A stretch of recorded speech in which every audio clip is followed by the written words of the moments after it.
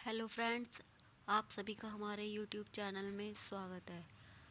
आज मैं आपके लाई हूँ बीएड सेकेंड ईयर का पेपर नंबर 304 गांधी जी की नई तालीम एवं सामुदायिक कार्य शिक्षा।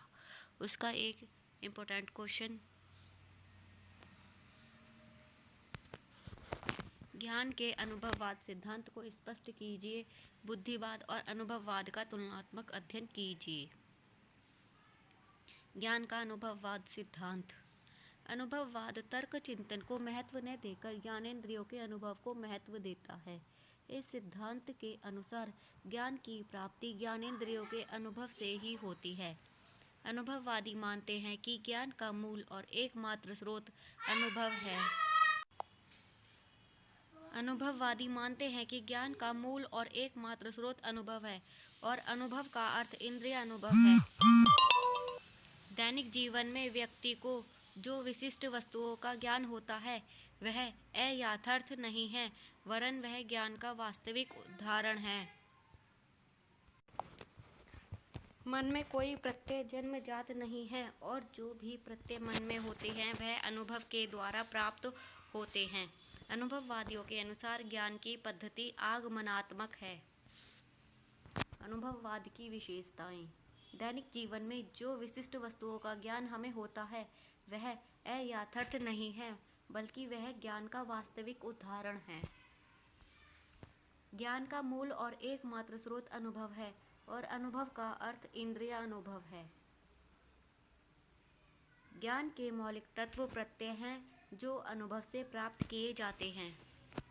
ज्ञान में मन प्रारंभ से ही सक्रिय नहीं रहता, बल्कि प्रारंभ में तो वह एक बिल्कुल निष्क्रिय रूप में संवेदनाओं को ग्रहण करता है।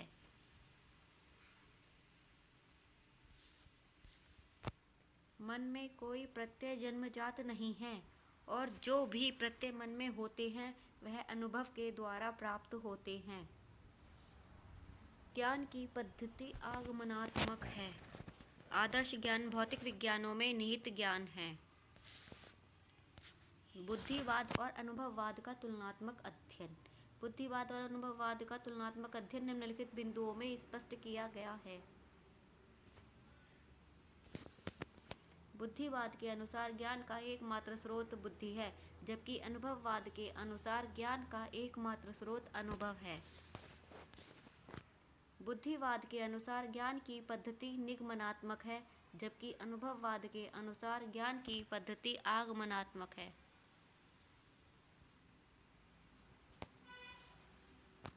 बुद्धिवाद के अनुसार यथार्थ ज्ञान का दैनिक जीवन के साधारण ज्ञान से अंतर करना आवश्यक है। साधारण जीवन का अनुभव जन्य ज्ञान भ्रमात्मक होता है। बुद्धिवाद के अनुसार ज्ञान के मूल स्रोत बुद्धि में निहित जन्मजात प्रत्यय हैं, जबकि अनुभववाद के अनुसार मन में कोई प्रत्यय जन्मजात नहीं है, सभी प्रत्यय अनुभव के द्वारा अर्जित हैं। बुद्धिवाद के अनुसार ज्ञान में मन आरंभ से ही पूर्णतः क्रियाशील रहता है, क्योंकि ज्ञान उसी की उपज है, जबकि अनुभववाद के अनुसार ज्ञान प्राप्ति में अधिकांश स्तर तक मन निष्क्रिय रहता है। बुद्धिवाद के अनुसार आदर्श विज्ञान गणित विज्ञान में निहित है, जबकि अनुभववाद के अनुसार भौतिक विज्ञान में निहित ज्ञान आदर्श ज्ञान का उदाहरण है।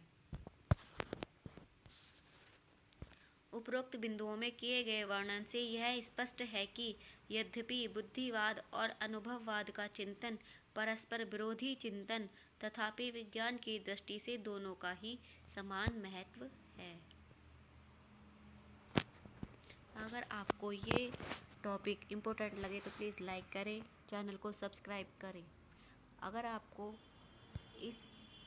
हमारे इस सब्जेक्ट से रिलेटेड या बीएड से रिलेटेड कोई भी टॉपिक चाहिए तो हमारे प्लीज़ चैनल को सब्सक्राइब करें।